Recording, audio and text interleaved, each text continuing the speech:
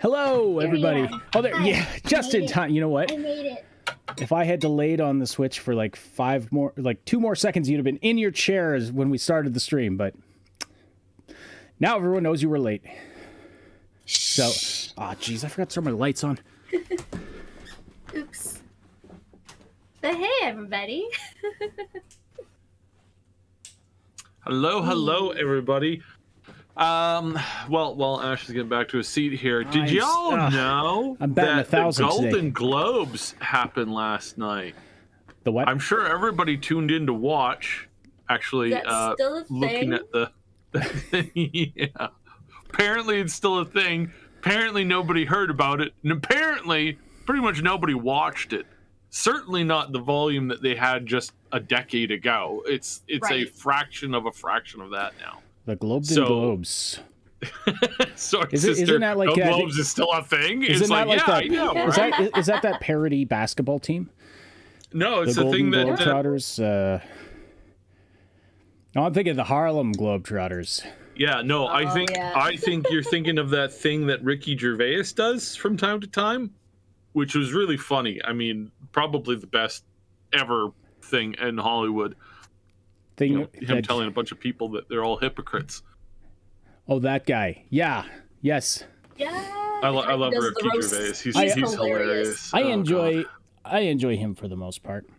I find some of his hot takes on certain issues to be rather lacking in substance, but as far I'm a fan of anyone who will look Hollywood in the eye and be like, you guys suck, be better, especially if he's one of them.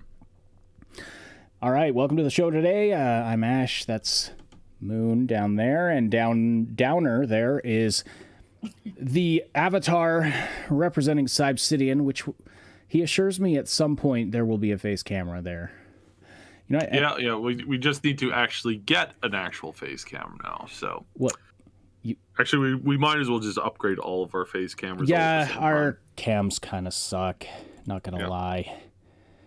So that's why I keep. Yeah, I think we'll get the same ones that Moon looks great. Moon always looks great though. So I bought mine only a few years ago. Although, yeah, you do look a little washed out, but that's the lights, not you. The lights. The lights.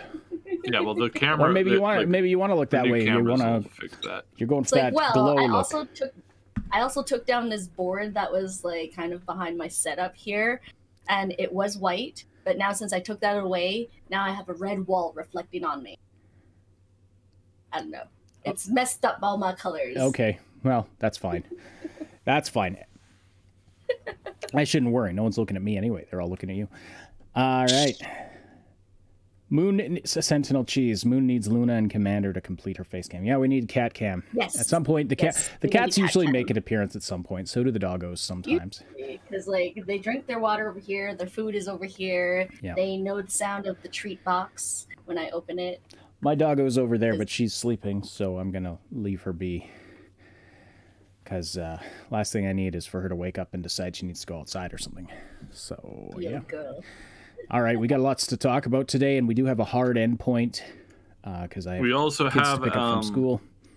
We have a potential news drop today concerning this whole Wizards of the Coast, Hasbro, complete and total authoritarian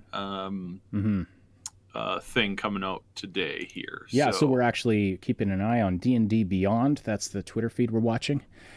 Yep. It's D&D Beyond Watch. We're expecting some kind of news drop, some kind of response from them to all of the controversy and the fact that D&D is completely imploding right now, and everybody is just.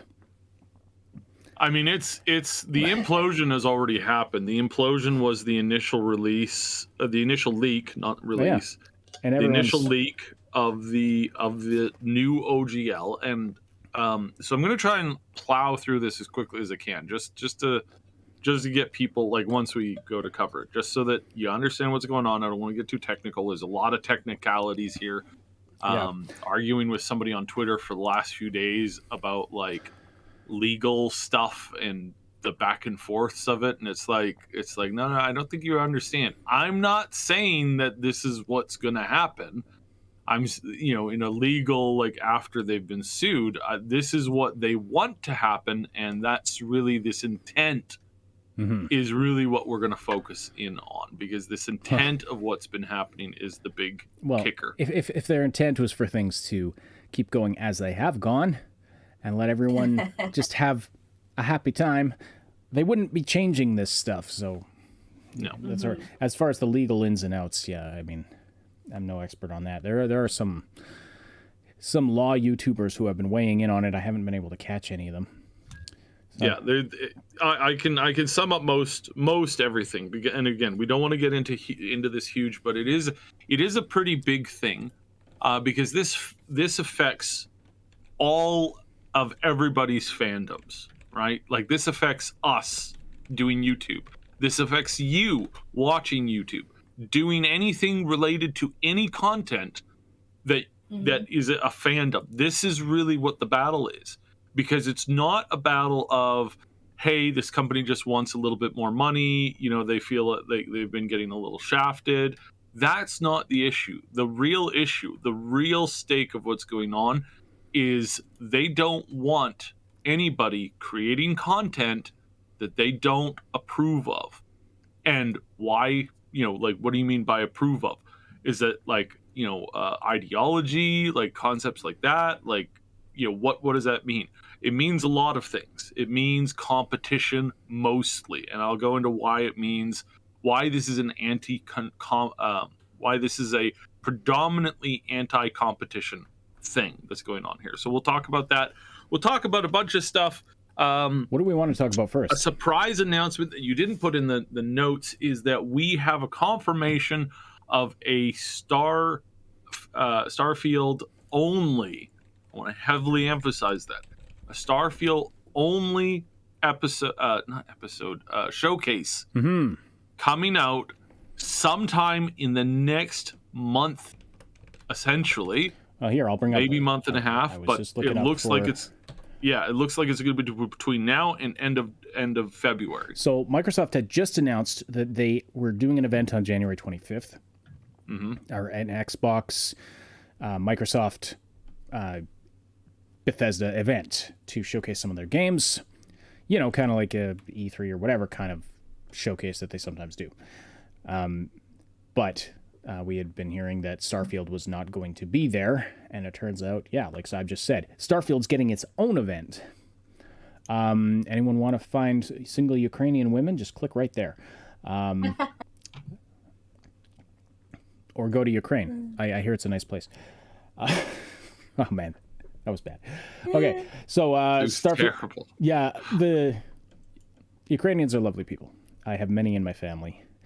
We come from an area where there's a heavy amount of former and still fairly. Actually, I do have culturally. I do have family, even though I'm not Ukrainian myself.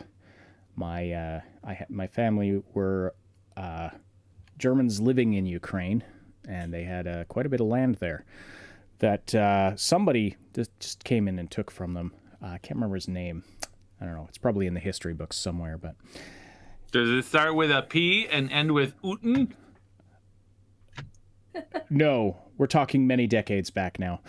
Okay. Anyway. Well, that's... Anyway. No, not... I don't think Putin's that old. Unless he's... So you have the... Anyway, so... Sorry? Okay, yeah. You've got the Starfield thing pulled up there. Yeah, okay, good. Yes, so Starfield... Starfield will not appear on the January 25th Developer Direct event. Yep. The January 25th event will be covering games launching within the next few months. Yeah, it's going to include more than this list, but here's the list so far. We're going to have a major reveal for Elder Scrolls Online. This is actually pretty big because Elder Scrolls Online has been growing substantially, and it's been getting better. And if you kind of tracking their development process and the kind of like the direction of how they've been talking about development, it appears as if they're settling in for basically kind of a long haul in which they're going to be adding content to the game continually right up until apparently what you might be able to estimate is the next Elder Scrolls game coming out from Bethesda, in which they will then shift to something else.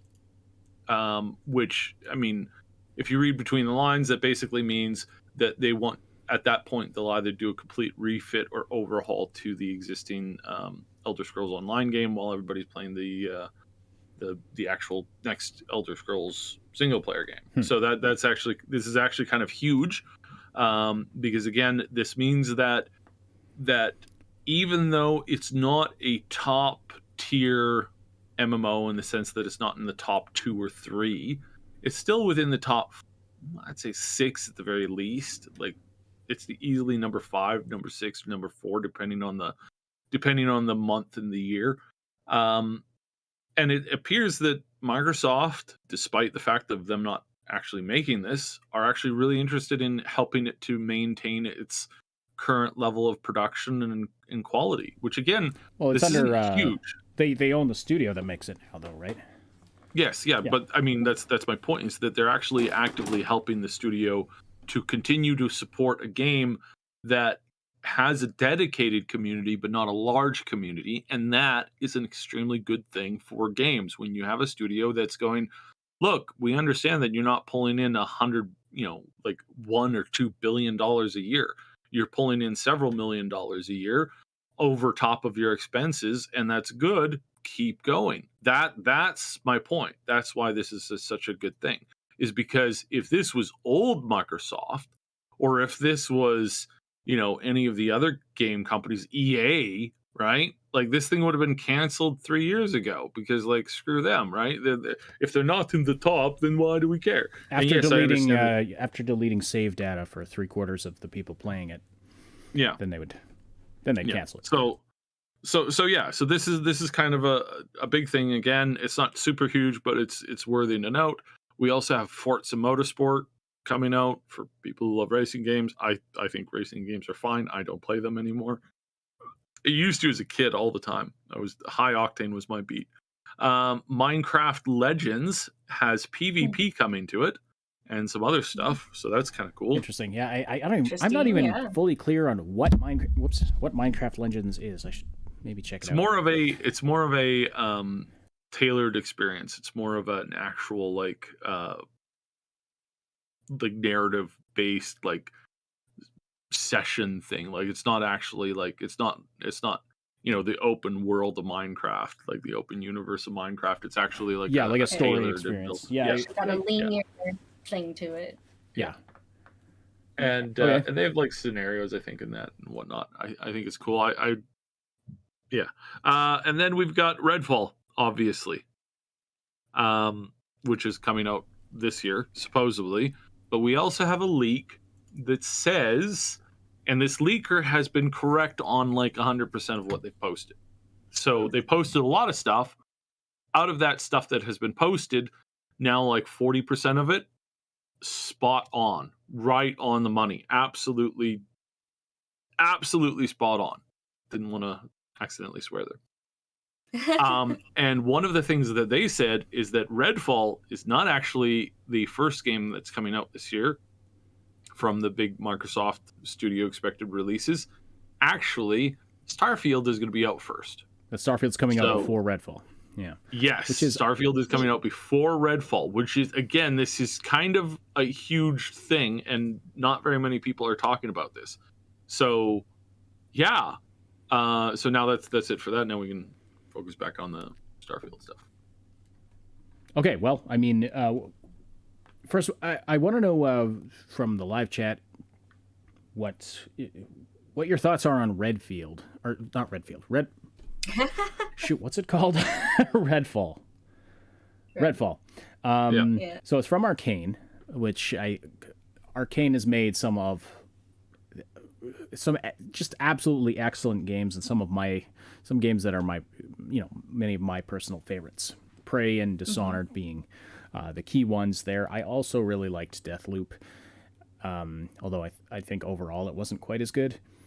But Arcane, in my opinion, makes very good stuff. Although Redfall, I have to admit, I have not been terribly stoked about. But I mean, if we're gonna, just because I haven't really gotten a clear idea on what this game is about, or is it just going to be Dishonored with vampires. What's the deal? And if it is Dishonored with vampires, that could potentially be really good. But I don't know. The style didn't grab me, I guess. The visual style didn't grab me. But if we're going to see more about it on the at this next Bethesda showcase, maybe that'll help me have a better idea of what this game actually is about. Sunglare also says haven't looked into it. Redfall, was that the L4D with vampire stuff? Yeah, it looks like vampire stuff. It is vampire based. And it looks... Was it also like... I think they advertised it as multiplayer, but it's going to have both multiplayer and single player as far as from what I understand now. So I guess that might have been part of it, is that I don't know. I'm not really interested in it as a multiplayer game. If it's got a solid single player experience, then I'm definitely in. But yeah, just want to know what everyone's thoughts are. Left 4 Dead with vampires. That's what you mean. Yeah. If it's more than just Left 4 Dead, if it's got a solid single player experience, like I said. Not even good art. Yeah, the art didn't grab me. What's that? I said I believe it's multiplayer. It is focused. It has either or, but yeah. I think it has let's look this up. Like directly on the Bethesda website, they have an article about it. They're like, go it alone or team up with friends, and I'm like, I guess. Wonder how you do that if you like team up. Like if you go it alone and you team up with AIs, or like if you go online and team up with friends, or So it says single player co-op online. So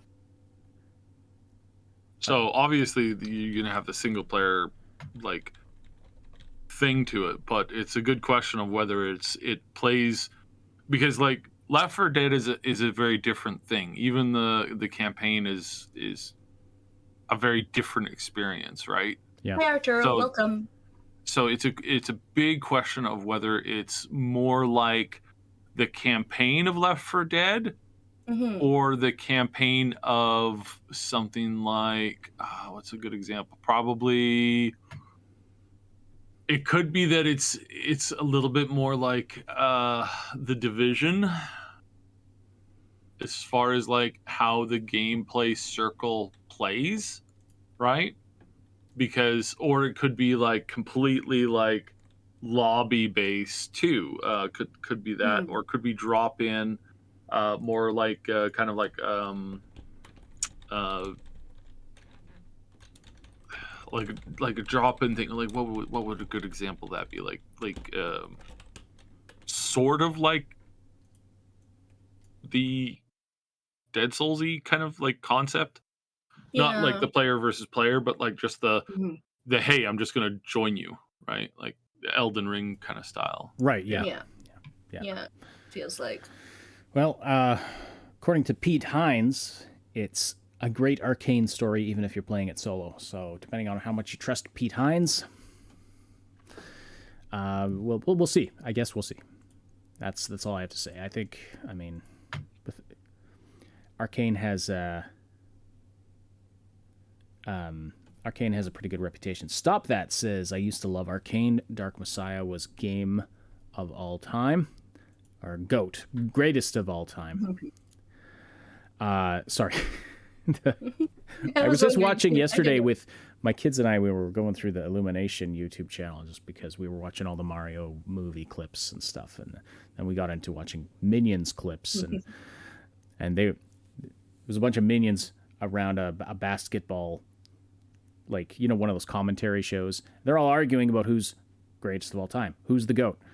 And at the end, one of them's like, no, this is the GOAT, brings out an actual goat, like the animal. And they're all like, GOAT, yeah, GOAT. Sorry. Okay. Awesome. Dark Messiah was greatest of all time. Not too fond of their more recent games. Well, fair enough. What about, I don't know, like, what about Dishonored? Were you not a fan of that? Just curious. I mean. So I want to quickly tag a news story in here. Did you know that there is a Minions-based theme park coming? I want to go. That sounds like one of my nightmares. just announced this is going to be aimed specifically for like kids, like families with kids like 10 and under, basically. Yeah. Like these are like so. This is going to be like kids stuff, like very small kids, very minion based like stuff. It's going to be a small place, so you're not going to go there for a week. You're going to go for like a day and or two. That's kind of the where is length it, though? of. It's going to be in. Looks like it's going to be in Texas. In Texas. All right, let's go to Texas, you guys. Yeah, let's go. Yeah, so I thought that was really interesting. Nothing against Texas, but I mean, it's like, is this a thing you're just supposed to do while passing through Texas? No, I would imagine. Well, I mean, yes and no. Like you wouldn't go there just to. Well, it's the whole like it's the counter to Disney, right? Because their theme parks are tremendously expensive. If you're not ready to drop like 20 grand on a trip to Disney, then you're just I mean you're kidding yourself. Like you're obviously an idiot. So what this theme park is for people who are only, they've got like a grand to spend tops on their vacation and they want to go for 2 days. And so they go there for the for the first day, for the second day, half the first day, half the next day, because that's really a lot of younger kids. That's all they can really take, right? Yeah, it's like a half day at an amusement park. Like like a 5-year-old's gonna like either they're gonna be running on sugar fumes, which is not something that you want, or they're gonna be like just like getting like absolutely like drained out. It depends on the kid, right? But just very, very interesting. Sugaring your kids up is the worst idea if you want them to have energy. If you want, is not worth the crash that comes inevitably. Oh no! And if you want to know what should you get your kid when you're at this counts for like fairs and carnivals and all that kind of stuff. If you want your kid to have the least amount of sugar, you make them a deal, you get them cotton candy with water. Because cotton candy only has about 2 tablespoons worth of sugar in it. Whereas a can of pop or a big jug of pop will have about like 50 to 100 times that. So good trick if you want to avoid like sugar overload. The cotton candy is so big and it takes them so long to kind of go through it, and it's actually just mostly air that they have a hard time like going through it all the way. It's a little bit more sticky, but it's better for that. Anyways, it is very, very sticky. Anyway, what were we talking about? We were on Minions. We were talking about game of all time, or greatest of all time. First Dishonored was really. I did like the second Dishonored. I can see why some people might not have appreciated it as much. There are worse things than sugar in American food, says Sword Sister. Yes. Corn syrup, for instance. It's very true. She's not wrong. She is not wrong. That's why that's one. Commander's all the sweetness I need. Oh, there's Commander. Not that I don't know how much. From what I understand, our food laws are a lot more strict here in Canada. We're kind of American adjacent, but we still have McDonald's and crap. Yeah. But I don't know how much it differs from American. PSVR 2 Dishonored, please. Dishonored in VR would be pretty freaking amazing. Not gonna lie. There's the cat cameo. Yep. Yes. Anyway, I agree. I was not grabbed by the art of Redfall. It is called Redfall. Whenever I think Redfall, I keep thinking Elder Scrolls, which makes me think I'm naming the wrong game. But no, it is called Redfall. Yeah. Yes, it is Redfall. It's the name of the town that they're in. Yeah, okay. Anyway. And also vampires, which is blood coming down, falling on the sky. Falling. A good vampire. I used to be really, really into vampire stuff, and then I got sick of it. I had friends in college who were like vampire LARPers. That was interesting. Yes. Yes. Oh man, we could go down a whole rabbit trail. because now they and here's me having actually met a bunch of actual real vampires at some point in the past, but it's of course, sure, that whether that's true or not, I'll let the audience decide for themselves. I'm sure a day is coming here in 2023. Oh, they don't transform onward. into bats or float or get turn into dust when you stake them. That's obviously not fantasy, but no. Well, real okay, vampires. Yeah. A real vampire. I've read from people online who are like, no, I'm actually a vampire. Sensitive to sunlight and this and that, and I'm like, okay, you're not actually a vampire. You have a medical condition, but whatever. Do energy vampires? You do you. Energy vampires. F in the chat for remembering Trevor, of course. We must always remember Trevor. Trevor. What? F's in the chat for Trevor. Trevor the vampire. I don't know this one. Redguard. Redguard is Redguard. So Redguard is a thing in Elder Scrolls, but Redfall, I don't know. I'm thinking of something else in Elder Scrolls. It's like Redfield or Redfall or something like that. Anyone gets anyone besides There's Strike Hammerfall. I mean, maybe I'm just that's where the next maybe story it just sounds is taking place too, for the most part. Maybe it's just too. Maybe it's just so Elder Scrolls-ish sounding that's why I keep messing it up. There was.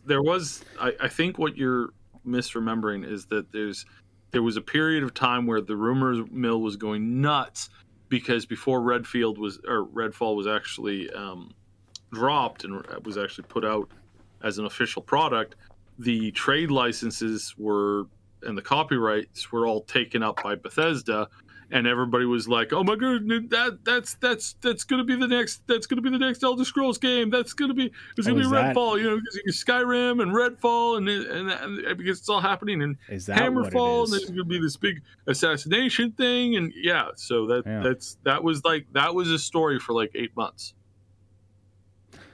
Hey, Notional, how's it going? Which I'm pretty sure I refuted. Yeah, you probably did. So, I don't know how much people want to talk about this Wizards of the Coast thing anymore. We've been talking about it for a couple of weeks now. I mean, the fact that we've been talking about it for a couple of weeks is kind of. So let's refresh the Twitter feed, see if there's anything. Yeah, not yet. We're expecting it in like half an hour. Updates, right? Half an hour. So, thanks for pointing that out. A little bit of a self-congratulatory back pat for me. Oh my god, words are hard. English. Wow. Words are so hard. English is hard. So we were talking about this in early December, and a whole bunch of people online also kind of talked about this, and they all got flamed by the fanboys coming out to say, "Oh, shut up, guys! It's oh, come on, man! They're not going to do anything. They're not going to cancel 1.0." And turns out we were right the whole time. So a giant, I would say a giant like F them, but. Well, I didn't have to do that because Wizards of the Coast just did it themselves. Yeah. They came out again. They didn't come out officially, but their official new license leaked. Because where did it leak from? It leaked from a bunch of people who saw it, and it was backed by a whole bunch of companies who confirmed it, including Kickstarter. So we know that yes, this isn't their new OGL, which I'll get to what that is in a second. We know that it's not official yet. In fact, they would be fools to activate it. Period. The way that it is right now, like they would just be complete and total. Well, and so I see. There's kind of two aspects to this, right? There's the new OGL, and then there's the fact that they're trying to revoke the old OGL. Yeah. So let's cover that first. The OGL is the Open Games License. It's what allows you and me, as regular people, you as in like you, the audience listening, not you as in Ash. So you and I, as us to you guys, the fans, if anybody out there or any of us wanted to create a class archetype for Dungeons and Dragons for 3.5, for original 1.0, 2.0, not 4 because they tried this before and it didn't work, or number 5, 5th edition, you could do that. If you wanted to create a class guide, publish it as a book, and then literally sell it to people, put it in stores and sell it to people, as long as you followed the rules, which were extraordinarily simple. You just had to put a couple of copyright notifications in a couple of places, reference the OGL, do 1 or 2 other things. It was fine. It was no more than a small paragraph that you had to print somewhere in the book, period. That was it. That's all you had to do. That's all you had to do. And you couldn't steal things directly. Like, you couldn't take the entirety of their initial rule set book for 3.5, just copy it over and have that in the front of your book and then have your thing as an addendum or an addition. You can't do that. Obviously, that would be, that's obviously copyright theft. You can't take somebody else's work, do the same thing, right? Like, you can't steal other people's stuff, but you can plagiarism. But you can list all of the active rules, et cetera, just post it all there and be like, hi, here, this is this is that, this is how you do this class. And then there you go. If you wanted to create a story, a narrative, like what Critical Role did, creating this vast world in which your characters or your players or your actors then proceed to experience the world through that, and then you get to like film that, put it up as a show on YouTube. Again, all of that's covered under the Open Games license, and it is open. The original creators of that license wanted D&D to be a universal, welcoming mat to everybody who wanted to venture into a fantasy world with their friends or by themselves or whatever. It was just open there for people to experience. It was just that. It was an open license to say, hey, follow basic rules of basically don't be a giant, POS, and you can do whatever you want. And we won't take anything from you. That was the promise. That was the thing. And in fact, in the day that they did this, which was 1999 is when they wrote it up, there wasn't certain wording that there is demanded in licenses today that states like, how long does this thing last? They had meant this license to last permanently for the additions of stuff that was there and out there back then. So there's 3.5, 2, and 1. So you could just do whatever you wanted with whatever you wanted to do, and there was no pressure to do something else. Well, enter this a salesperson from Microsoft, who basically couldn't find any way to make people bleed anymore over there. So they decided to come over to Hasbro and Wizards of the Coast and decided to say, hey, guys, D&D is incredibly under-monetized. Hasbro's lost 40% of their income this year. We need to make more money for Hasbro. So what are we going to do? Well, we're going to take all those books and things, and we're going to put a tax on it of 25%. So now this is where we get into what's their motivation for this? Is it really that they're just broke and they need more money?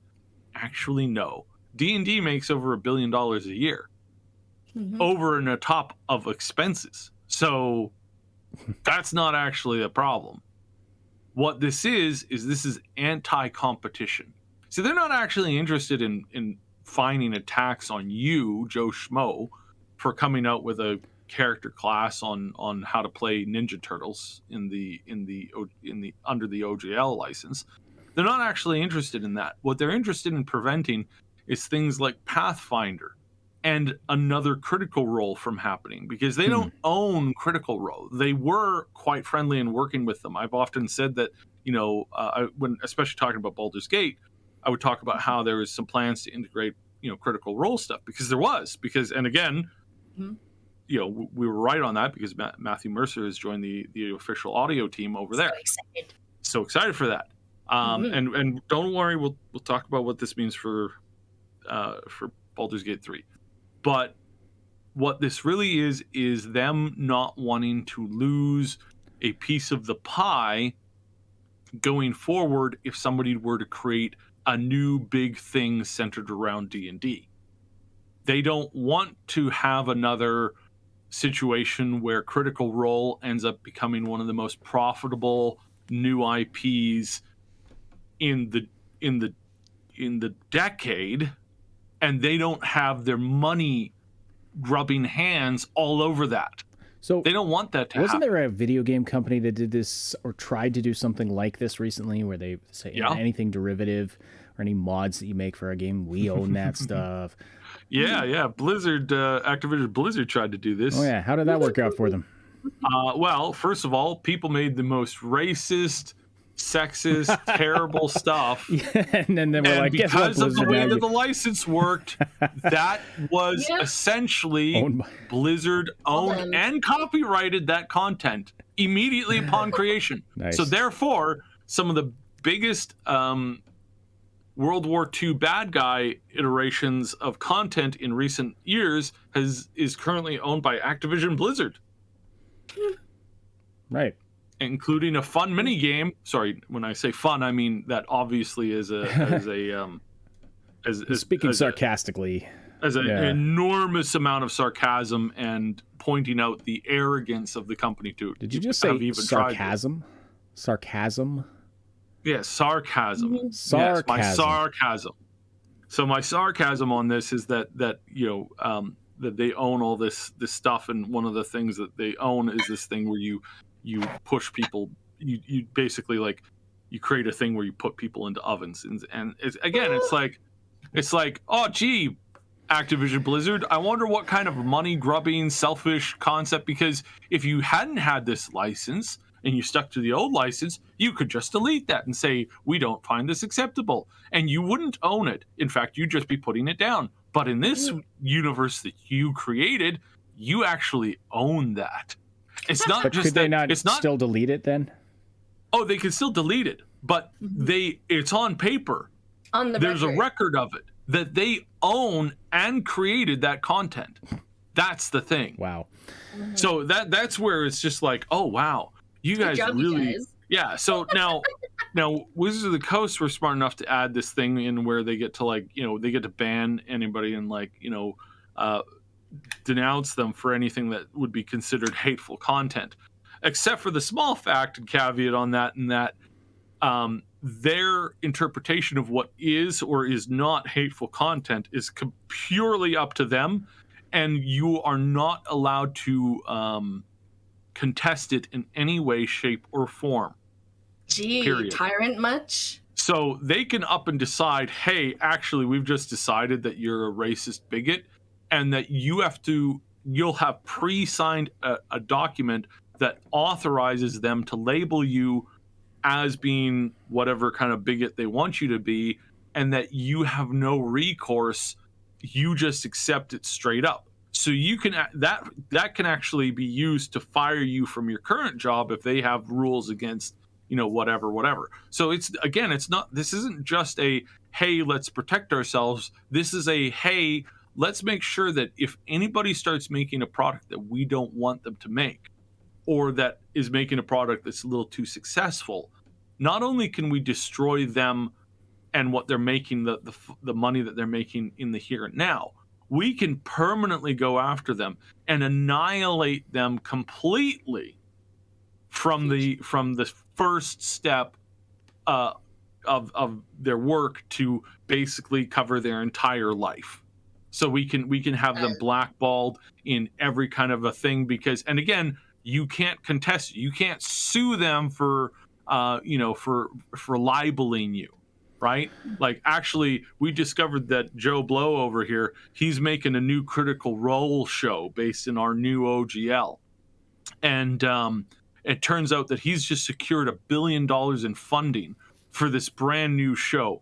Amazon and Apple have come together, and they've actually joined up because this writing is so cool. Well, let's just call him a hateful bigot. And here's the next kicker of the thing. They get to then take any work that you've ever done retroactively, and they get to claim that as their own work, in which they can then turn around and sell to anybody with absolutely no kickback to you, and absolutely no, you've signed an agreement that you will not contest this in any way, shape, or form. This is That is so garbage. If you're making a really successful product and you just want to, and Wizards of the Coast come along and say, wow, this guy's making this really successful product. Well, let's just kick him out. We'll call him a bigot and a trans, whatever phobe, and this phobe and that phobe and this ism and that ist, and then we'll just take their work from Joe Blow, and then we'll turn around and we'll sell it back at a little bit of a cheaper deal so that Apple and Amazon, they give us an even bigger cut of what they were going to buy it for, and then we just get to sit on this. This is what they've done. This is what they're doing. And this is where I get confused about how this could possibly be legally sound, and maybe it's not. Well, we're going to get into the lawyer speak about this in a second. Very briefly, okay? Very briefly. Yes, I'm trying. This is an incredibly complex issue. It is complex. A lot going on here. Tell us in the chat though, like if you're, do you want Saib to delve more into the details, or do you want us to just cover it surface level? Right. Again, I'm going as quick as I can here to cover this, because now let's cover this real quickly. Why is this important? Like, what I've talked about this. This seems like a nightmare scenario. Why is this important that we fight this in every way that everybody can? So everybody moves on to a different product that's not D&D. Just from here on forward, like it doesn't matter what they do. We just move on completely. We make sure that Hasbro and Wizards of the Coast are bankrupt in like 3 years. Like what would push us to want to do that? What pushes us to want to do that for you as fans and for us as content creators and for us as all as fandoms of other content is that we want, whenever somebody says this in a future boardroom, we want the entire board to look at that person and go, you're insane, you're fired, get out.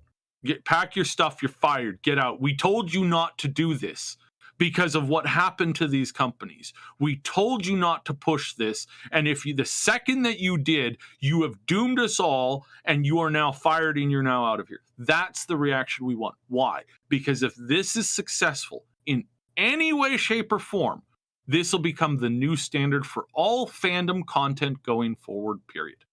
Mm-hmm. All fandom going forward will have this disgusting tie to this massive corporation, this megacorp behind it, where it goes, anything you create in this world, you create a review video, that's ours. You create a gameplay guide, that's ours too. Hey, you created this, we're going to take that as well. You created that, we're going to take that as well. We own it. You can't do anything about it. And if you piss us off too much, we will destroy your personal life. As a fan, as a content creator, doesn't matter. We're going to come after you hard. We're going to take everything that you have. We're going to crush you for everything that you have. That's what's going on. That's the danger of this, and that's why it has to be absolutely demolished, why this company needs to be completely destroyed. I want Wizards of the Coast and Hasbro to be basically forced into bankruptcy. I want their assets sold off. I want new people to come in, take those assets, and do things new and better with them. I think Clue and Monopoly and Risk all deserves a new chance at being something new and something better under new ownership who actually has a brain in how to actually incorporate that into the modern age. Why isn't there a brand new Clue app in the last few years? Why hasn't there been a Clue game that I could play with other people in this really cool, maybe even combine it into one of those escape room type scenarios where it's both an escape room and a game of Clue. If you don't know what I'm talking about, I don't know what board games you've been playing, but Clue is the greatest board game ever.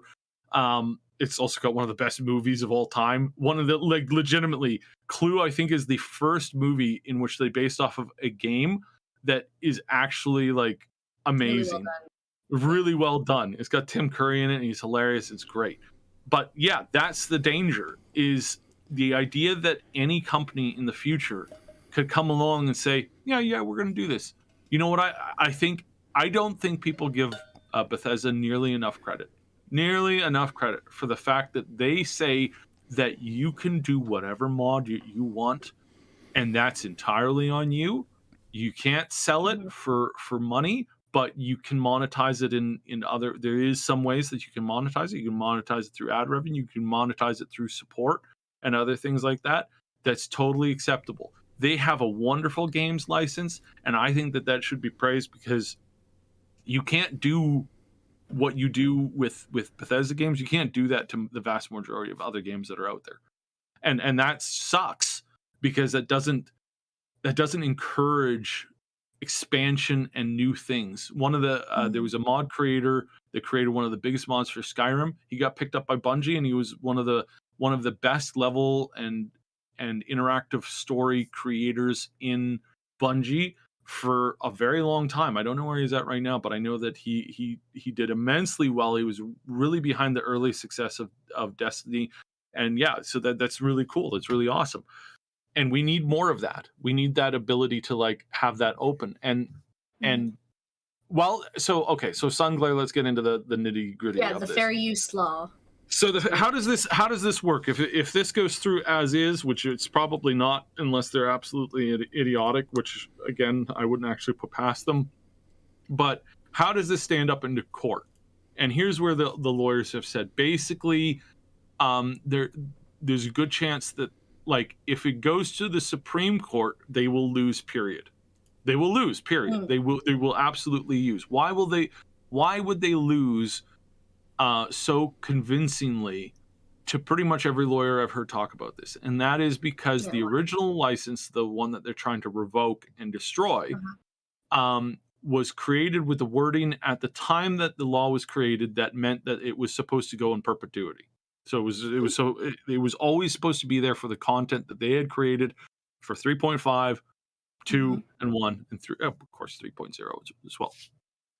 That it was there for all of those things, and that the space, the world, the basic lore was always supposed to be free for people to create in. Period. Doesn't matter what new technology comes out. It was always supposed to be there as a baseline, as a creative guide for people who wanted to create stories. That everything in that world was essentially entirely up to the content creators of what they could do, how they could tweak things, how they could change things, and they accepted that as a way of making it so that it was always an inclusive thing. These disgusting people talking about inclusion, and what they mean is, well, actually just inclusion that increases our bottom line. It's not even an ideology that they support now. It's just to help their bottom line. Disgusting. Anyways, there's a comment notional in the chat. You will lose all your money before they will lose. That's the other point I was going to get to. So if it goes to the Supreme Court, they win. Like, we, the community, will win, because all of the creators of the original license have all chimed in, and they are all in agreement. As far as I know, all. I'm pretty sure it's all, because most of them are retired now.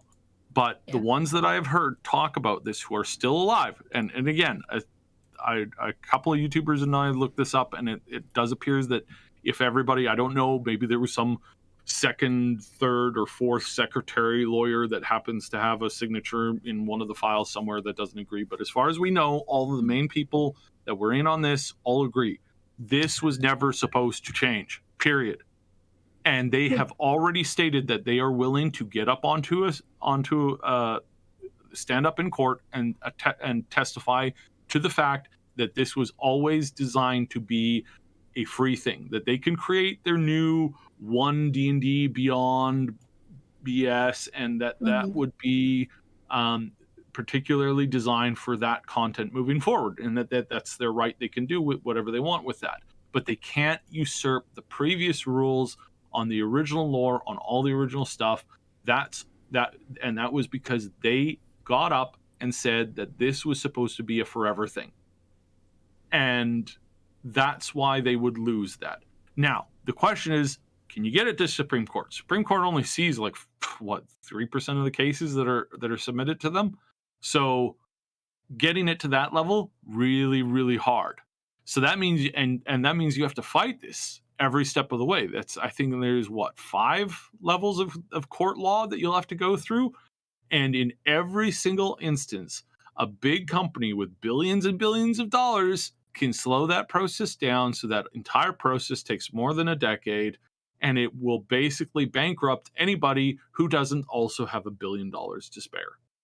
So that's the tricky part of the financial stuff. If they get it in front of a court, an ultimate court like the current U.S. Supreme Court, they would look at it and say, no, the facts are clearly plain here. This was written by these people. All of these people are still alive, and they've all testified to the fact that when they created this license, it was their goal and their idea that this was supposed to go on forever. You can't retroactively delete previous law just because you want to make more money. That's just not an acceptable thing to do. If Coca-Cola comes out and says, hey, today, because we love you so much, we're going to be giving out a free can of Coca-Cola at every single 7-Eleven in America. If they were to come out and say that, and you go get a can of Coca-Cola, they can't come after you 4 years later and say, hey, remember when we gave you that free can of Coca-Cola? Well, you owe us for that. And by the way, we put a compounding 1,000% interest on that can. You now owe us like $800. Yeah. No, obviously you can't that won't do fly. that. That's not it would be legal in any. It would be like Sorry, trying to. I'm getting angry. Yeah, it would be like trying to revoke Creative Commons on something that you released under Creative Commons. You just can't do that. Now, if you are a big company, if you're a big company, you can take people to court and bankrupt them. Which is it's absurd that it works like that. I mean, you want to. The government. I look at all the stupid shit the government wastes money on. Yeah. It's like, well, why not spend some of that for legal representation for people who are like in these insane court battles with giant corporations who are trying to drag them through the mud, and that is definitely a massive issue that the states needs to solve, and I think the biggest way that they can solve that is they can have it where the arguments that when it comes to the court case, you're only allowed to have one lawyer working on your problem available in court. You only get such and such amount of days, period, done. But that and maybe have that for everything that's not like criminal, because things in criminal law can change quite frequently. They can find new evidence. You can find new sources of a DNA to test, all that kind of stuff. But in the form of like this whole where there's no air quotes victim in the sense of like somebody who was physically or emotionally traumatized by somebody else's act. When it's just a corporation, it's like I think there's ways to go around that, but that's neither here nor there, as that's not really what like you're not going to be able to fight against that from this perspective. However, I do think that people have been going a little bit over like the amount of people that are being affected by this and the amount of other companies that might find themselves affected by this. I think if they pooled their resources, they would be able to probably match that, if not go beyond that, because there are some pretty big companies that have something to lose here. Let's go through the list of who has something to lose here right off the top. Well, the first one's going to be a small company called EA. EA is going to lose access to a whole bunch of lore, a whole bunch of IPs, and a whole bunch of video games that they made under that Creative Commons license. I wonder if EA has something to say about the that. The OGL, not Creative Commons. Yeah, they might have something to say about that. Oh, and then there's this thing where, so if you create a world, let's call it the world of Joyburst.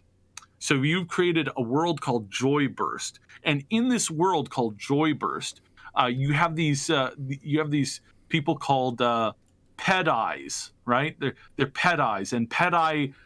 Then they have these people that below them that train under these pet eyes that are called Jadawans, right? So these Jadawans and these pet eyes are like, hey, and they fight the evil ones called Hith and their apprentices, and they fight with these swords that are actually made of light. Okay, You'll see where I'm going with this in a second. Yeah. I do, but you should have gone with something other than pet eyes. Just saying.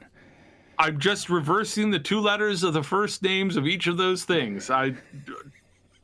It's logical to me. At any rate, say you then go to a company like, I don't know, so a company based out of Canada, and you're like, hey, can you make a game where we'll call it Knights of the Old Democracy? So Knights of the Old Democracy comes out, and they decide, hey, let's make it based off this rule from the OGL. Hey, let's do that.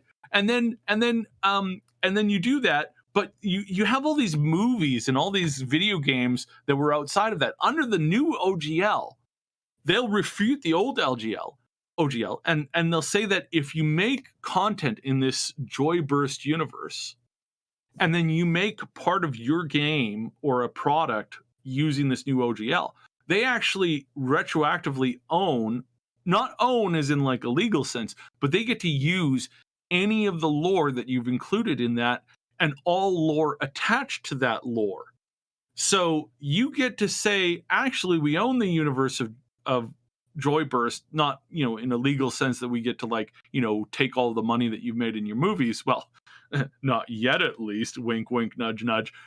But we do get to use all your existing lore. So now we get to write a story about Joyburst. Yes, I'm talking about Star Wars for the people who haven't. I have to.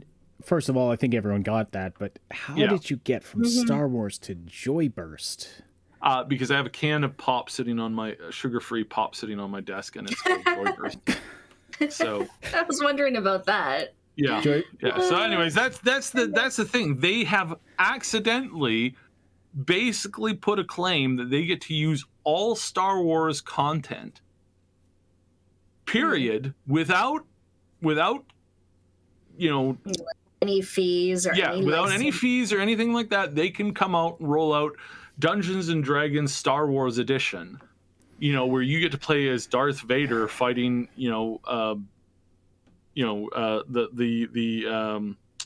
what's his name? What's the new little Yoda called? What's his actual name? I don't know. I just know Baby Yoda. Yeah. What's his actual name? Grogu. Though? Come on, people. Grogu. Come on. Right. So Darth Vader gets to fight, Rogo, whatever, in this new universe that they have in this D&D thing. That's effectively what they've said. Hey, we're gonna make this a thing, and you can't say anything against it. That's what they've done. Now, obviously, are they dumb enough to peeve off a giant company like Disney, which may or may not also be going broke in the next 3 years? That's a good question. I don't know. This is very interesting, and that in and of itself is kind of hilarious, because it's like they went after a whole bunch of little people, and the little people are sitting there like Thor in Thor Ragnarok going, yeah, I can't fight you, but he can, as this giant flaming fire god comes out of the sky and destroys the entire Asgard. Like I believe you said on the Maximum News show, it's not like Disney's gonna they're not gonna ride their golden horse in like Gandalf coming to. I know he didn't have a golden horse, but it's not gonna be riding in like a hero to save Helm's Deep, but they will. They certainly wouldn't stand for that kind of crap, which makes me think that Hasbro can't possibly be thinking of actually doing that, but going after all the small creators is definitely within. The thing that I want to point out here, which is really cool, is that again, we say that we need to have this hero come in and save us all, and my whole point with this little journey has been, I don't think we need to, because I think that the people around this thing and the anger that has come out of nowhere just has developed online, and the amount of fire that they're getting, it's we don't have a Gandalf, but we do have like 250,000 to 1 million troops that are now storming down that hill on horseback, and that in and of itself might drive them back. Or what about just everybody saying now that they're just going to stop doing D&D crap and they'll find something else. Like, was Wizards of the Coast... So many people. Was Wizards of the Coast really blind enough that they thought they're the only game in town? That there's no other... Yes, they did. For a very long time, they honestly thought 100% that they would be able to go past and over everybody else's head. Yeah. They would be able to come in and say, actually, we've demanded that you do this. And I mean, it's crazy. There's a couple of these people these are small creators, small creators who are having, there's a very small creator right now. They only have like 8,000 subs, but they currently have 6,000 people watching them in their chat right now as they go off and basically state that they're going to war with Wizards of the Coast. Now, again, 6,000 people is not a lot in the grand scheme of things, but these people are active. Not only are these people active, they're pouring money donations into this stuff. And they are actively like saying, let's do this. Let's go. And these aren't just regular people. Some of them, sure. These are the actual GMs. These are the actual people who organize, create, design, and actually build out this kind of content. That's what's going on here. And that's what's going to change this. That's the war that these people have signed up to inadvertently.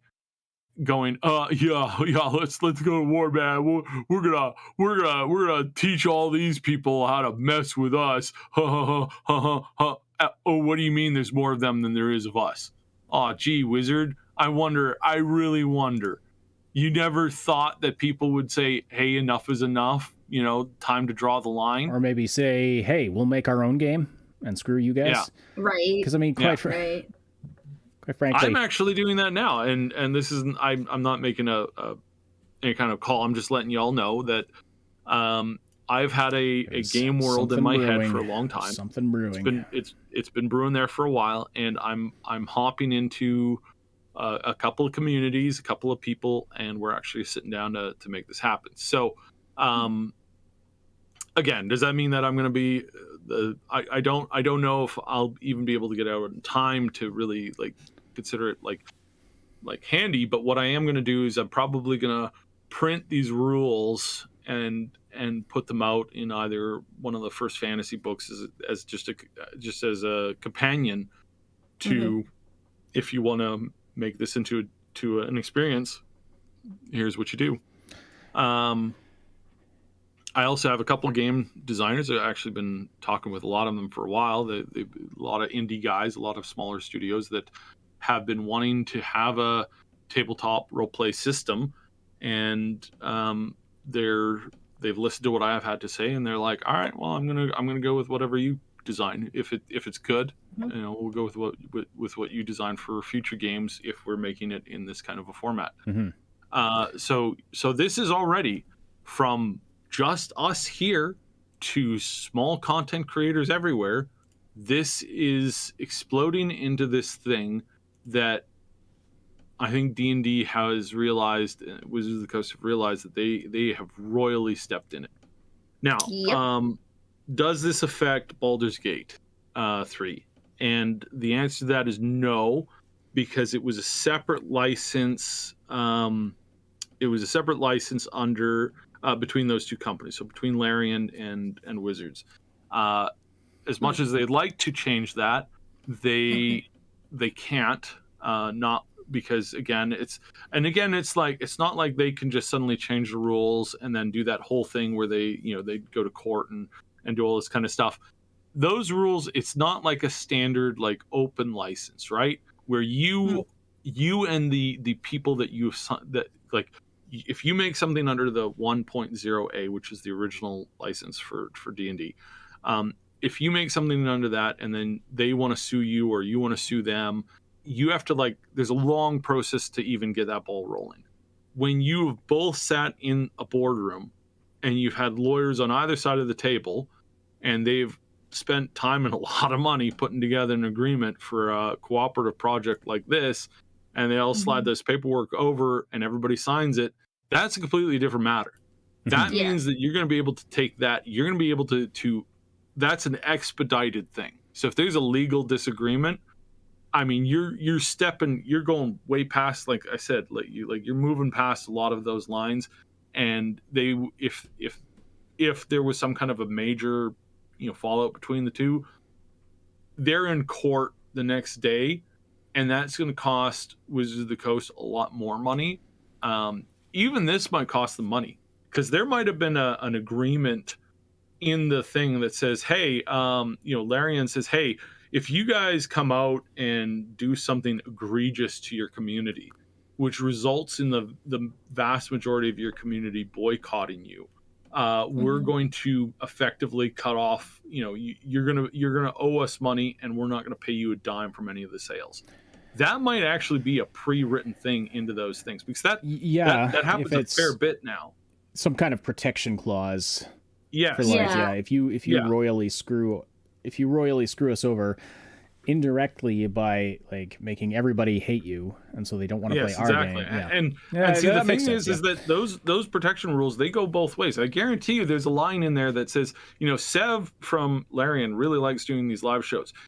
I guarantee you that Wizards of the Coast put in a line that if Sev goes out of line and he's doing one of his live shows and he goes off topic and talks about how much he thinks that a certain people group are really all of the problems to blame, and really we should be just mass exterminating these people, I am pretty sure that there's a protection clause in there that will see them be able to take the game essentially out from under his feet or get him fired immediately. Yeah. So again, these protection clauses tend to go both ways, and I'm sure that if this is bad enough that it really hurts Larian, I guarantee you they're going to have a better and a more firm legal course to go after Wizards than anybody else will.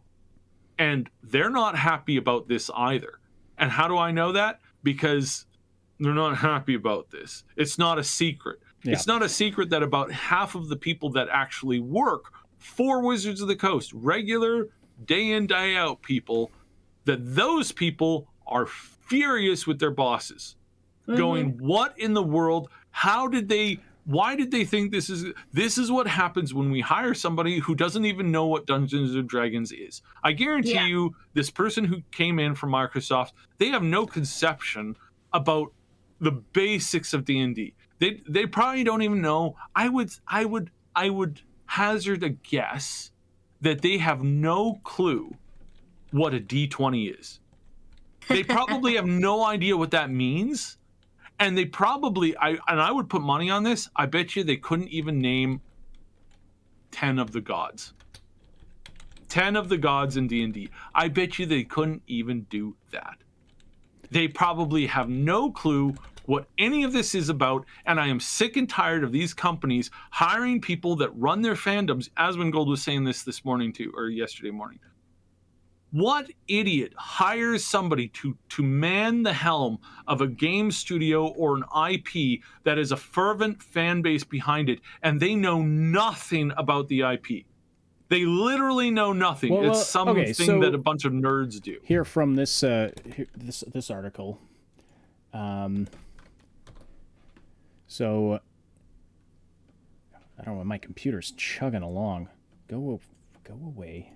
Don't want your cookie. Bluntman in the chat says D20 is probably something of a loot box or a set of cards. Is it a money? Is it? Yeah. Is it a money? So, Wizards of the Coast appoints former Microsoft e-commerce veteran as senior VP of Dungeons and Dragons. That sounds like a match made in heaven. Worst e-commerce idea. Well, ever. And this isn't harkens even, by the way, back to this isn't even the person I was talking about. This is the person who's in charge of D&D now, not the actual person in charge of Wizards of the Coast now. Both of these people came in from Microsoft, and they're both sales and money people. Yeah. Which is I get it if they're like, oh, hey, yeah, no, we should get somebody with like some financial know-how. But like to find people who have like no knowledge or any sort of like interest apparently in like the actual substance of the business they're coming into is just bonkers to me. Like, wouldn't you want to get somebody at, like, in those positions who, like, has any idea of what your product is about? I would think so. Like, it would just add to, like, the passion of the people doing their job. But instead, these people's passion is money, money, money. It's putting the salespeople. Here looks like we've got the story now. The story. The new Dungeons & Dragons open game license was expected on Thursday afternoon, but a fan campaign against the campaign has caused the company to hesitate. Dungeons & Dragons publisher Wizards of the Coast has apparently canceled an announcement about their open game license for a second time this week. Inside sources at Wizards of the Coast tell this company that the company is scrambling to formulate a response to backlash. Yeah, scrambling is right. Against the new OGL that has occurred over the past week. Following the story about a leaked draft of the document, Hasbro company of Wizards of the Coast has not immediately responded to request yet. According to sources, the new OGL, known as the OGL 2.0, was supposed to go live on Thursday afternoon, along with a detailed FAQ. By the way, we didn't even touch the FAQ that came with the leak 1.1 version. That's the bad one. We didn't even discuss that, but it was pretty bad. It insinuated that if you covered content from things that were previously under the old OGL that was now, like, defunct, that they get to actually cancel all of that. That they get to do a takedown request of all content covering non-official sources that they have now, like, canceled, basically saying that we want to remove it from the universe effective immediately. Essentially what companies are forced to do when they bankrupt, when they bankrupt an IP, right? This happened with what's that show that we love so much, honey? The My Cookie Wife, My Cookie Kids. Final Space. Yeah, so Final Space was bankrupted by its parent company.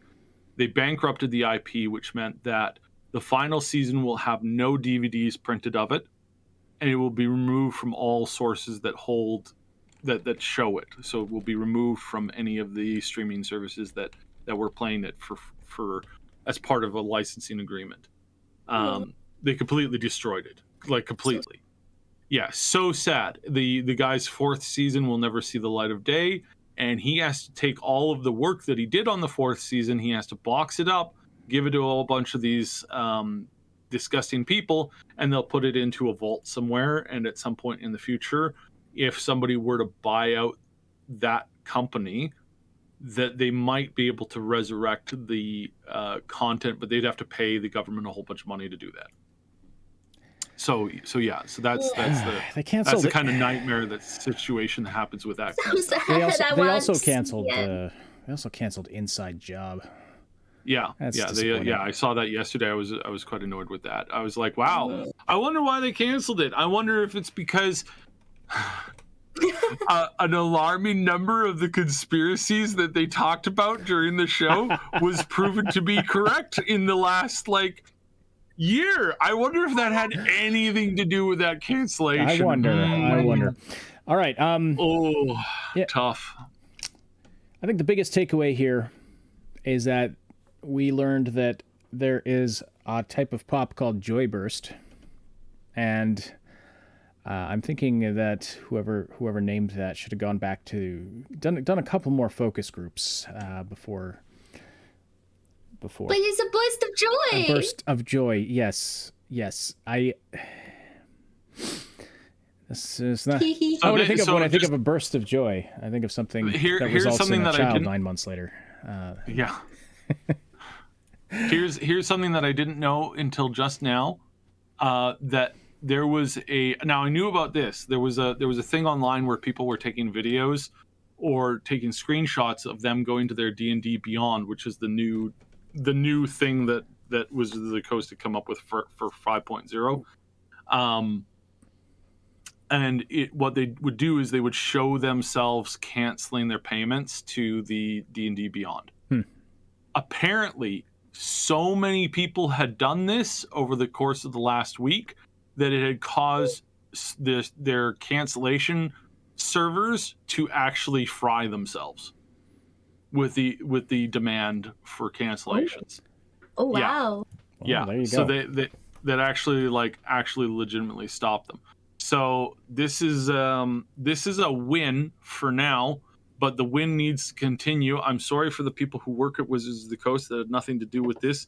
I highly recommend looking for new jobs, because I still think that Wizards of the Coast and Hasbro need to be bankrupted into oblivion.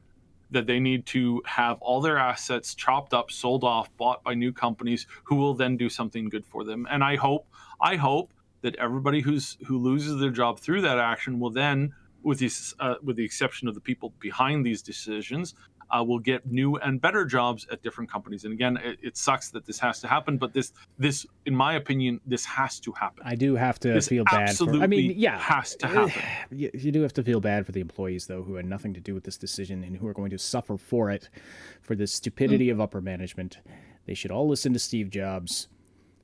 Don't put salespeople in charge of your company.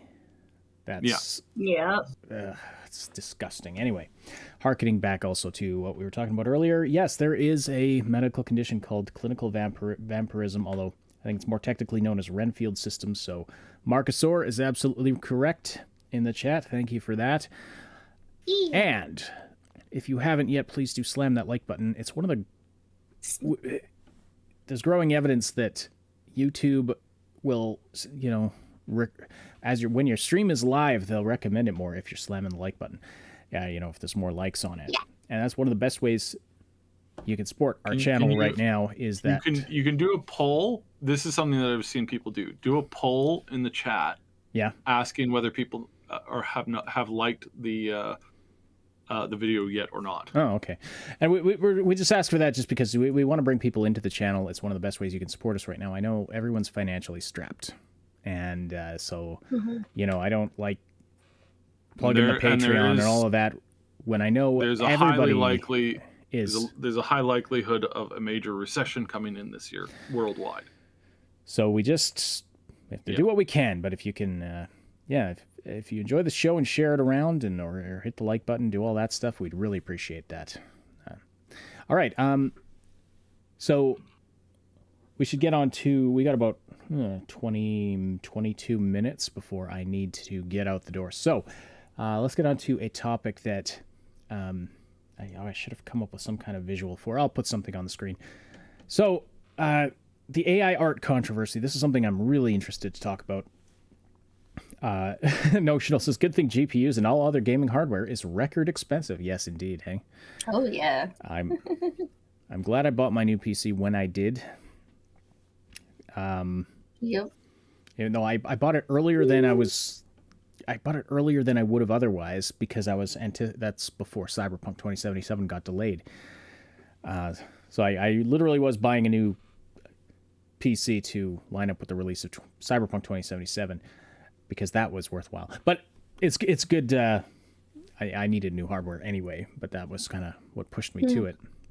Anyway, all right. So the AI art controversy.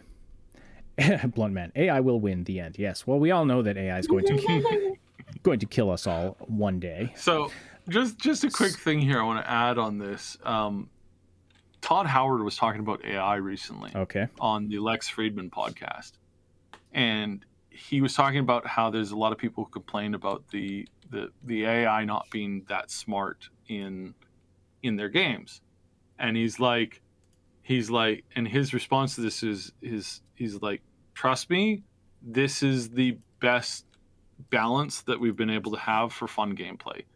He says there is a version of their AI that they have that when you walk into a room, every single AI, every single soldier pulls out their bow and arrow or their shotgun or their sniper rifle or whatever, and immediately headshots you, not like 10 seconds after coming in, about 1.1 second after like you being in that room. That sounds so that sounds a little aggressive. You crossing the threshold, and like before you have the visual acuity to recognize the area of play that you are in, you are suddenly headshotted by everybody in there. That is not fun. No. He said. It's not. And I agree with him. And it's too smart if they instantly recognize you and kill you. I mean... But that's what fighting true AI would be like. Yes, but you don't want true AI. You want to be fighting AI that acts like the character that it's controlling. Exactly. And yes, should it be smarter in games? Can it be smarter in games? Yes, and I think it will.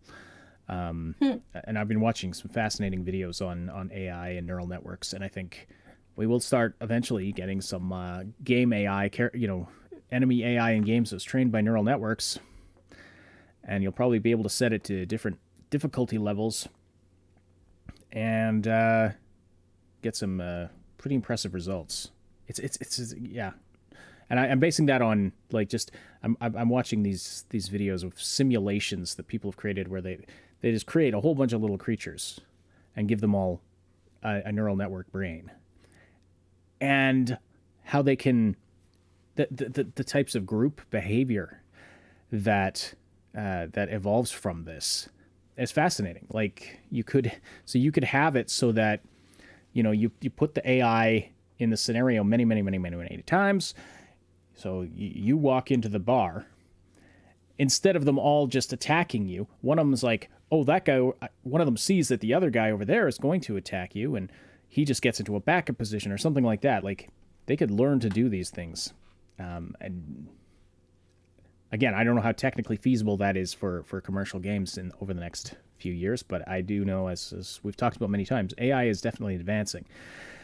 Mm-hmm. And speaking of which, I'm just going to put up I'm still looking for a picture to put up.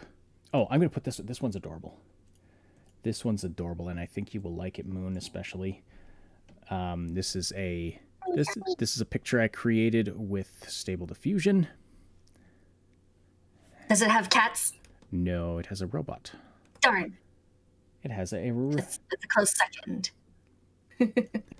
Literally, I've been following some IG accounts that have like AI generated art, but it's all cats. There we go. All of it is so adorable. There's an AI artist.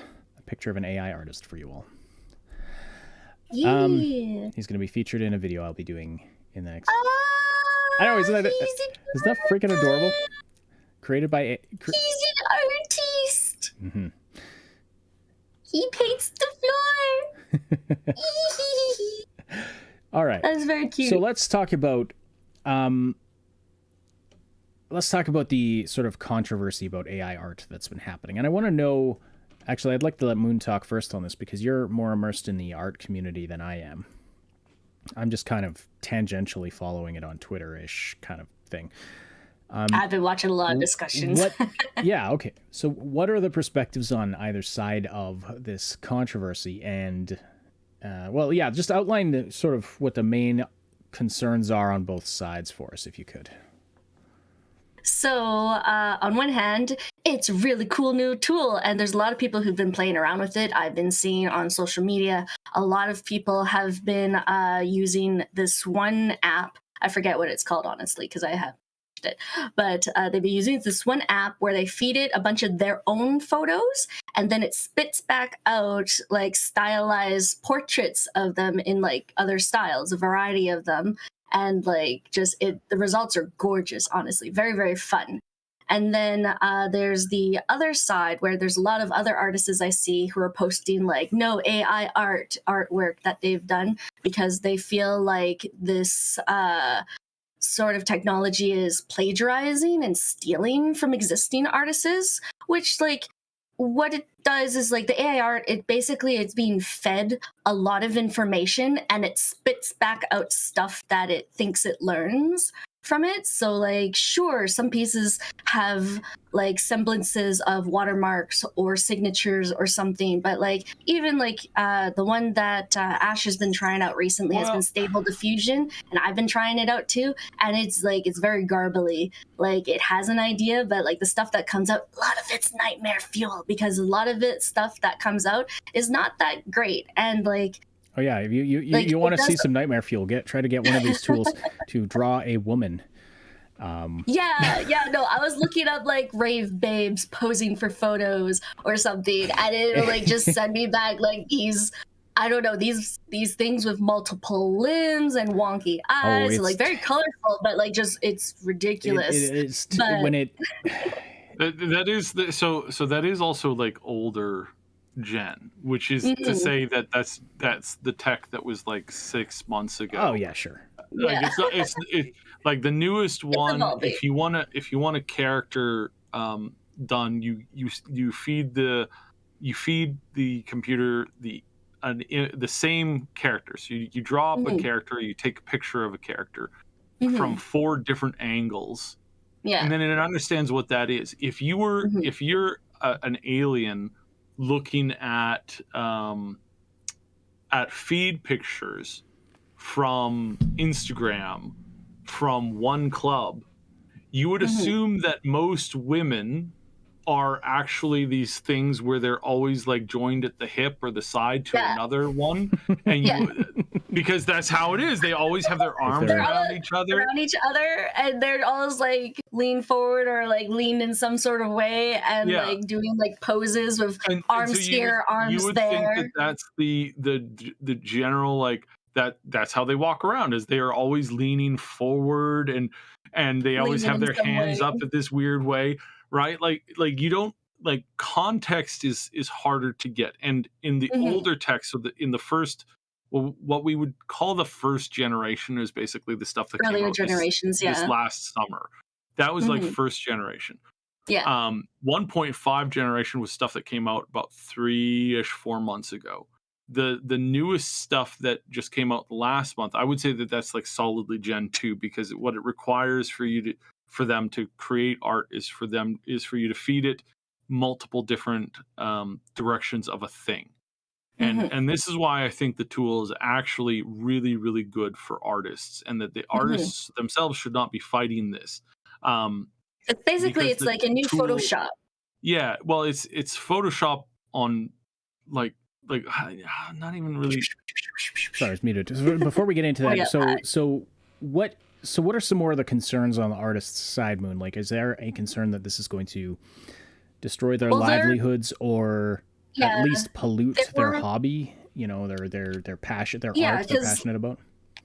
Yeah, because they're thinking that it's going to take work away from them and their industry, but in reality, basically, it opens up more opportunities, in my opinion, anyways, because there's now people who say are like visually impaired, or who just like don't have that knack for artistic work, who can now type prompts and get really good at it into this program and have it return things that they can either then use or tweak, or like use as references or color palettes, or who knows whatever kind of purposes you would use art for. Because like basically it helps with generating a lot of quantity, but it may not necessarily be quality, is what they need to remember. Because like I said, a lot of the stuff that it spits out, not really usable. But like the few things that does come out, like this cute little robot guy, is like so adorable. And like I said, like I've been, Oh, sorry. I was following that cat's account, and like I'm sure that they have a lot of nightmare fuel before they like post the stuff that actually looks good, right? To get this little guy, I generated a batch of like 300 pictures, and I got 2 to 3 usable ones, and this is one of the better ones. So you just kind of have to go through and, you know, pick the better ones, tweak them. Now, for me as a YouTuber, this is fantastic, because I can make an image like this, use in a video, royalty free, no problem. It takes care of sort of the artistic side. Like I'm not a visual artist like that. I could not draw this in a million years so it's great for me. But then if I'm doing that instead of buying a piece of art from an artist, which I have done rarely, but I have done, you know, is that, I mean, I see where the argument is there, that it could be disrupting the ecosystem somewhat. At the same time, what do you do about that? Because the tech is there. There's no way to put it back in the box, right? So well, I want to address some of the questions that are coming in here.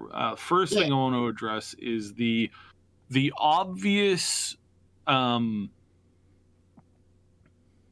and I were getting into this just before we went live, and one of the things I want to say is that there's an obvious thing that needs to be addressed here, which is misuse. You can use Photoshop to commit copyright infringement.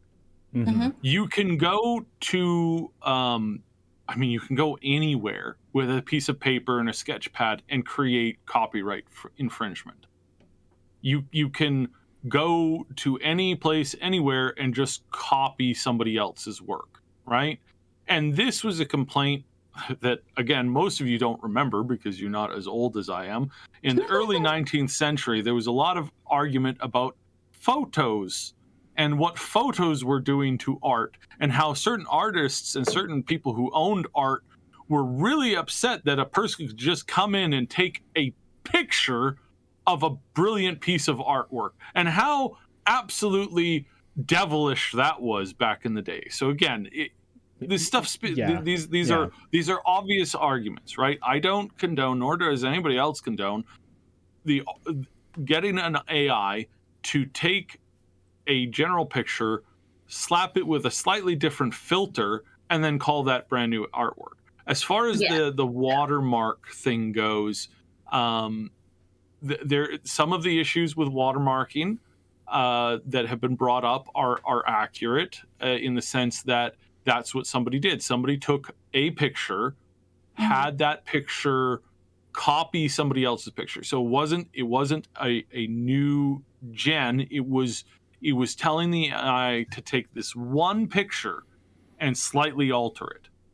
And when some people did that to set up certain people. I know of one scenario in particular on Twitter that was pretty egregious.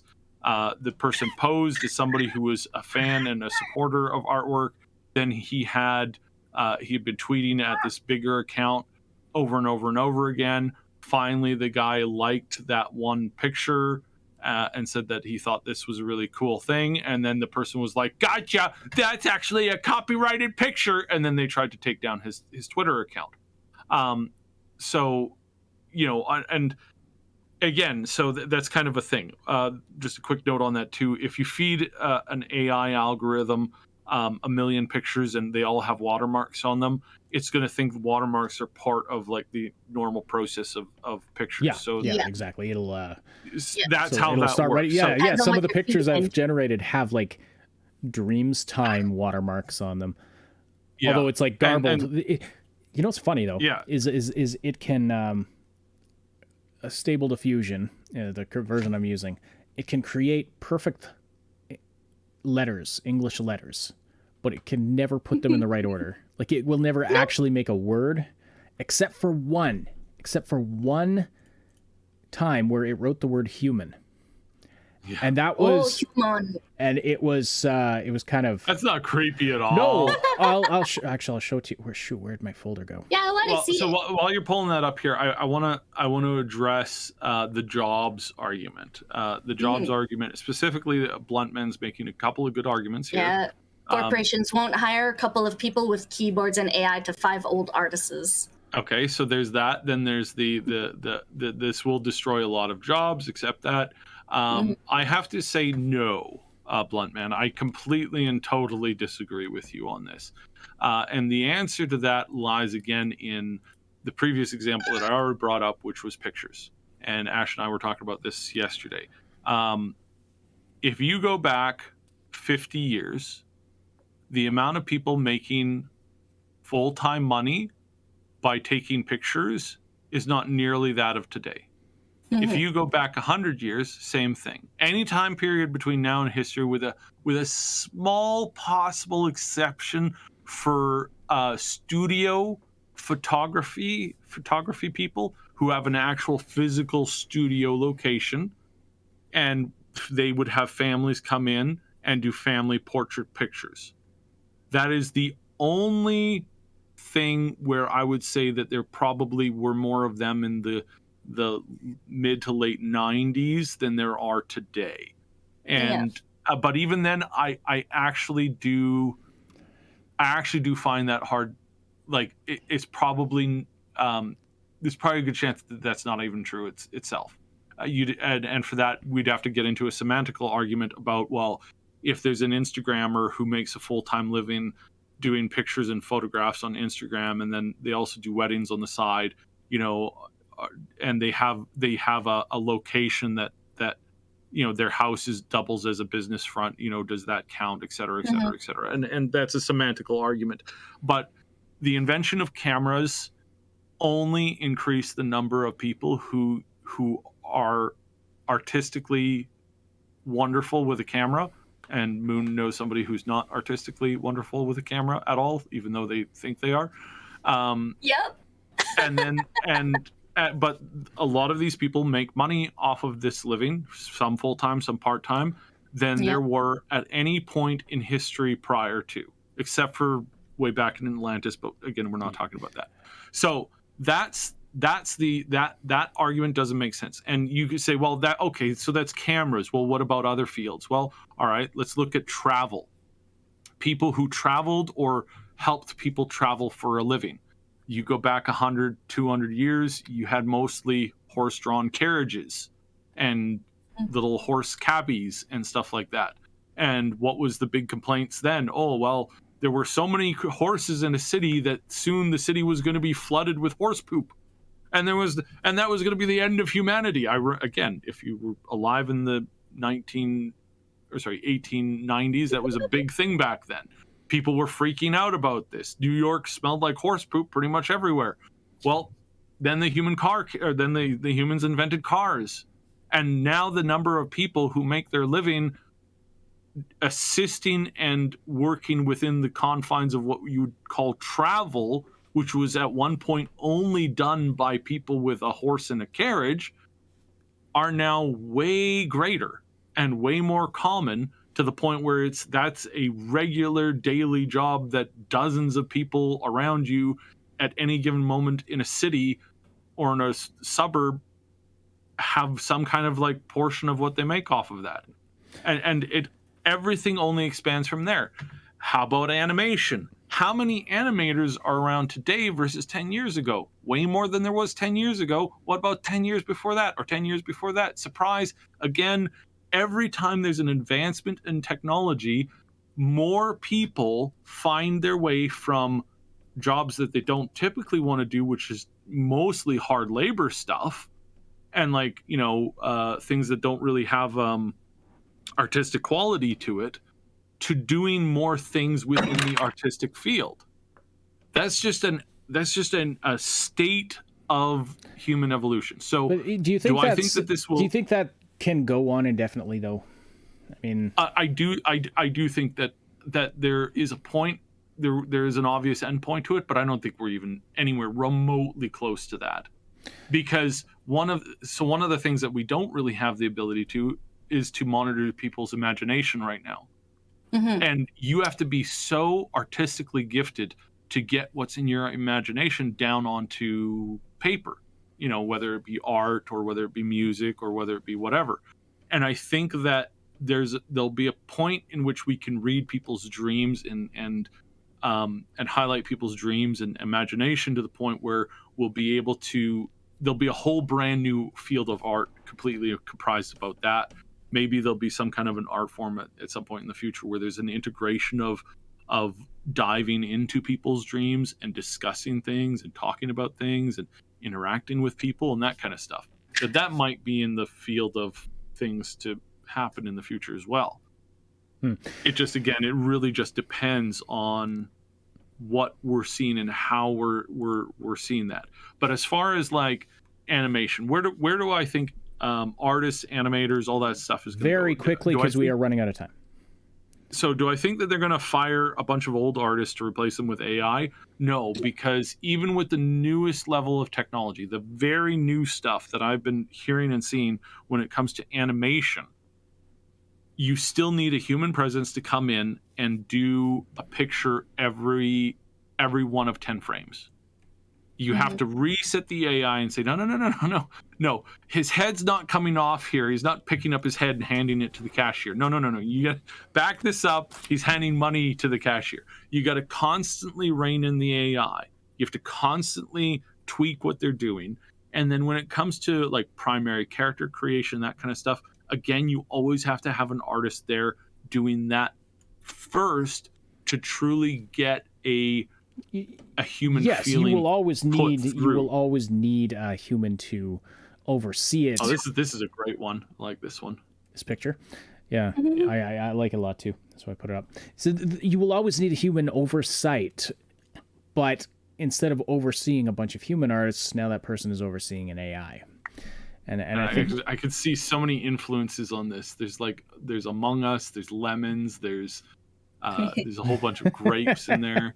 It's great. Yeah, this one is I don't know what it was trying to actually. Bunch of leaves. I'll explain another time. Do you have the quote? Do you have the prompt was it was something like AI creativity. Okay, something painting, something like that. It came up with some things with like a definite subject, but it also came up with a bunch of this abstract stuff. So anyway, now, so I want to finish on this. So, if you have ever been, if you go to like art exhibits a lot, specifically if you go to museums and you look at famous pictures and famous paintings, there is art that you can just sit there and look at for hours and hours and hours, and the true masters do that. I think it'll be a while before AI can do something equivalent to that, and so I think that there will be this demand. I think that this post-impressionist and this this new trend art stuff where it looks a lot like what we're looking at right now on the screen.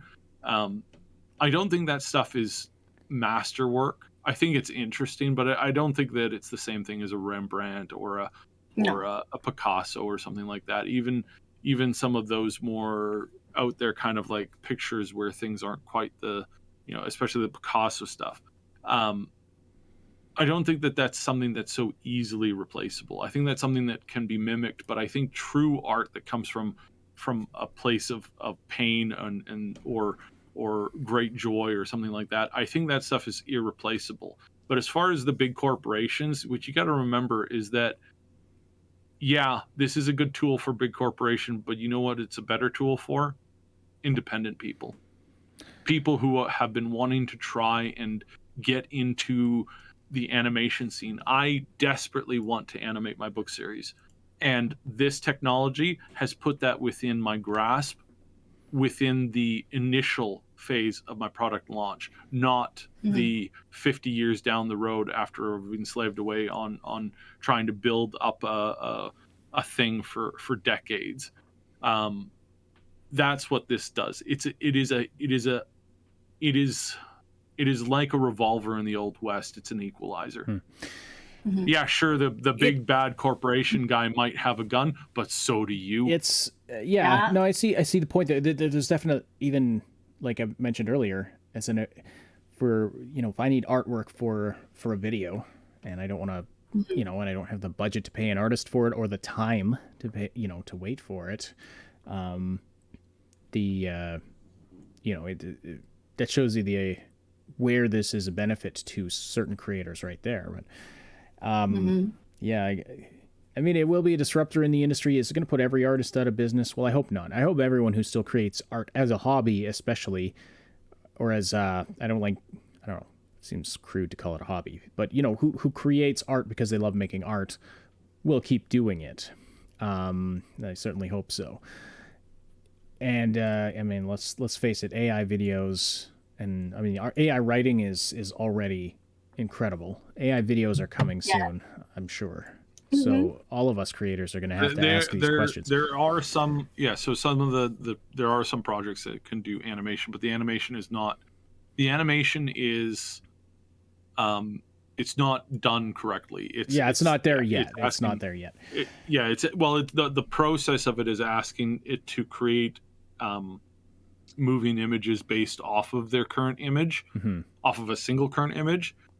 And then just evolving that image. It's not actually following a process like you have when you were creating a cartoon, where it's just here's 1,000 still images that put together, make an animation. That's what the newest engines are working on, is looking at film and seeing how people film things, and then following that process, and then especially tying that. Google put out one of their latest projects recently, in which they showed them tying an AI art engine to a text adventure game. And the text adventure game would have a description of a scene, and then the computer would make that description of the scene. It's like, that's what we're going to get that at some point. But again, the best thing to do is to have an artist or a team of artists go in, create a bunch of the characters, perfect those characters first, then feed those characters into the AI machine. That's why character artists aren't going to go away, because you want them to capture that human emotion. Yeah. You want them to capture that human look. Oh, of course. And then you want them to integrate that into a cartoon, or maybe something a little bit more, the aesthetic that you're going for. Then that's when then you go to the AI and you go, hey, make more 3D versions of this character. Then they perfect that. Well, it's kind of what they do now. Like when they make an episode of The Simpsons or Futurama or Family Guy, whatever, pick any animated show. They, in their studio where they're making the show, like where they're writing and recording the lines and doing all that, they animate, as in they create the animatic, where they draw all of the what are called keyframes. So they draw those, and they're just pencil sketches essentially, or like maybe they get inked over. I don't know how they do it. But that's the state it's in when they're done with it. Then they send it off to an animation studio in Korea, or that's always the stereotype, right? They send it off to Korea to get animated. That's where the color is added in, and the all the frames in between. And putting it all together. All the frames in between are drawn. So now, instead of sending it to that animation studio, now you send it to an AI who's going to create do all that stuff. So yes, the initial artist still going to require people to clean it up either way. Well, sure, but I'm just saying you're potentially putting that whole business, that whole studio, wherever it is, Korea or wherever, you're potentially putting all of them out of business and out of a job. No, I don't think so. But at the same time, what are they going to do though? They have more time to do more work, because now they can also become more specialized, because now basically what the program has done is condense what used to take like say months or years or something, and now condensed it into like less than that. Well, sure, like a fraction. If there's work there that they can take on enough extra work. Have you seen how many shows are coming out? There are so many shows all over Of course, the place. yes, there are. But where's that leveling off point where it's like, I mean, they can only make shows. They can only make. It's only financially viable to make a show if people are watching it. They can only make shows, but you're missing out all the other people who can now make shows as well. Yes. And then because again, it's like the music scene. Again, Metallica was the last biggest band in the world, I think. It was either them or I think it might have been Eminem or something like that. Last biggest band. They had the largest, biggest radio show debut ever, period. Now you don't have that. Why? Because there's thousands of more bands. How successful are those bands? They're all individually really successful. There's thousands of people who now make a full-time money. And if people that we're associated with on our channel too. Those people are making money, income level money, by doing what they love to do.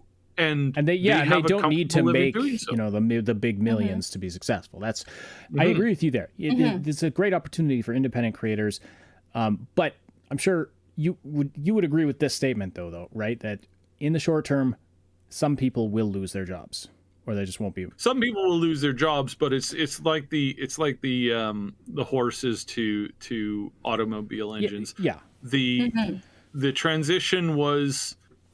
It's going to be a difficult sell to a person who's like trying to put food on the table to feed their kids. It's going to be a difficult sell to be like, oh, this will be good. But what you had there too, what exploded there too, is a lot of those people were able to a lot of those people that were doing that ended up being able to do other things that were actually way more enjoyable or just were financially better. Like you got to remember that cabbies, horse-drawn cabbies back in the day were poor people. They were on the very bottom rung. There was a handful of them that had a more prestigious position, but they weren't even close to middle class. I gotta cut you. No. We are very, very much running out of time, and there's still one more question we have to ask to get to. So what's the next question? So the next sort of more ethical question is it plagiarism?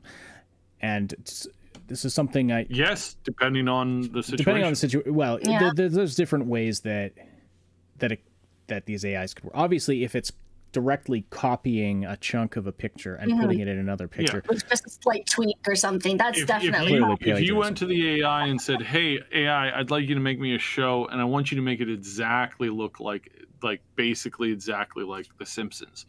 Yeah. That's more or less plagiarism. Sure. Flat out. But the question of, is the AI plagiarist? The answer to that is the majority of how they're being made these days are not. Because they learn, they don't copy, they don't retain they don't look at a million pictures and then catalog those million pictures in their memory and then just pull one out and copy it whenever you're asking them to copy it. They're learning, they just remember seeing shapes. Yes, they're learning what is an eye, what is a nose, and then they're what is a dog? Yeah. And that's the same thing that humans do when they're learning to do stuff too. Yeah, we have a memory bank full of images.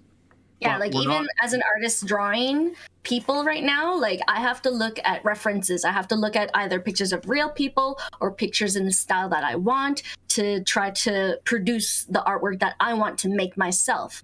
But like, it doesn't just come out of nothing. Like, it has to come from somewhere, and like it takes repetition, it takes practice, it takes a lot of data. Like I tell Saib often, is like, I'm reading these comments because I'm filling up my mental library, because I need to be able to remember what I've seen to a certain degree, not with any sort of like super clarity, but just remember, okay, this is how I draw a person standing like this or what have you, right? It's all references, it's not copying.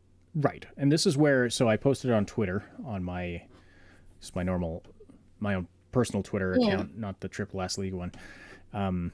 2 questions I'm wrestling with. Is it ethical to train AI art tools on existing works of art without consent from the artists, is one question. And the second one was kind of what we're talking about now. Is the training process of deriving general data from digital images substantially different from a human being studying others' work for inspiration?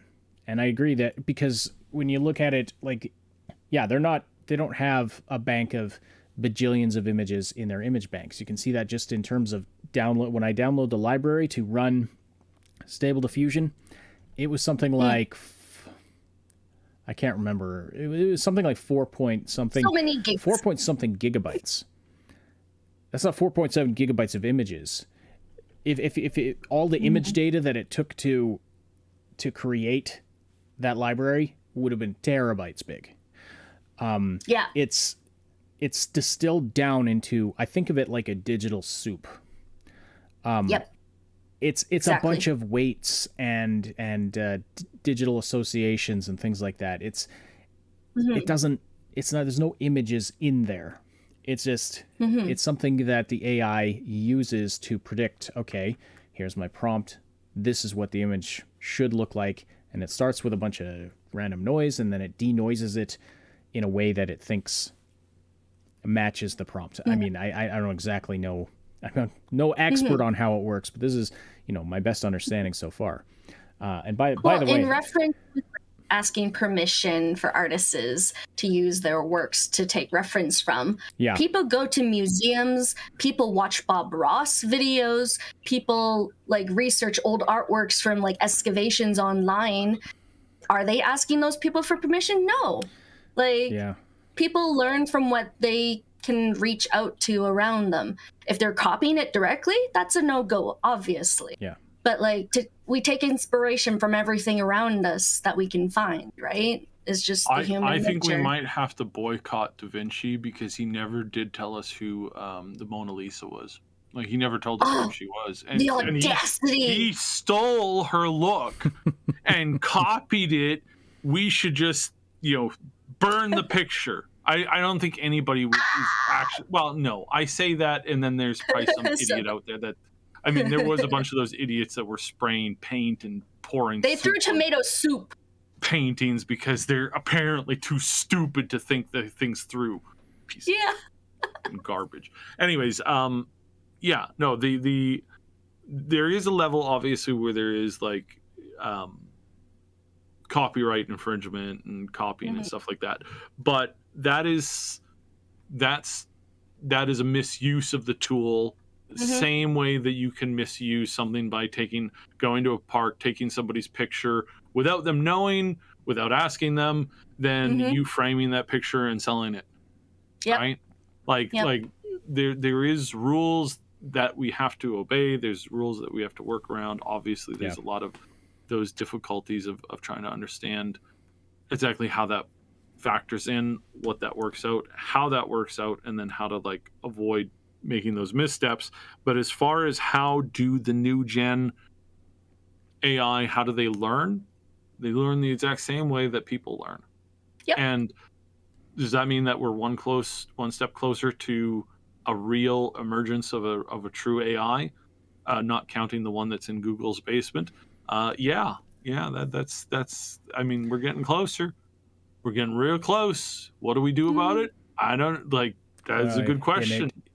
We get into the philosophy of it. Obviously, take over the planet and help order to reign supreme. I mean, they will do that. Yes, they will. They will. And that's a thing. That's again a thing we have to worry about. But ooh, Sunglare in the chat says 1 step closer to robot waifus. What a sad state that would be. Yeah. Ultimately, I mean, this, even just looking at what's on screen right now, it looks like a painting. It's even got. It looks like an oil painting. Yeah. But there was no real creativity here. This was just the AI. It's a bit wonky. Well, even the colors are pretty. The wonkiness aside, and by the way, this was generated with the same text prompt as this. And not that one. All I want to say is that if we look at this from the perspective of those crazy art people in New York and Los Angeles that are so full of themselves that they sniff their own fart smells. They walk around, they would say, oh yes, if you told them that this was a famous picture by some big name artist, they would go, oh yes, of course. You see the distinction of the mind, opening up with the universe and accepting all realities. And it's like, oh my God. Really, it was just created by a predictive algorithm. A prompt. Yeah. That's the case. Anyway, we'll end with this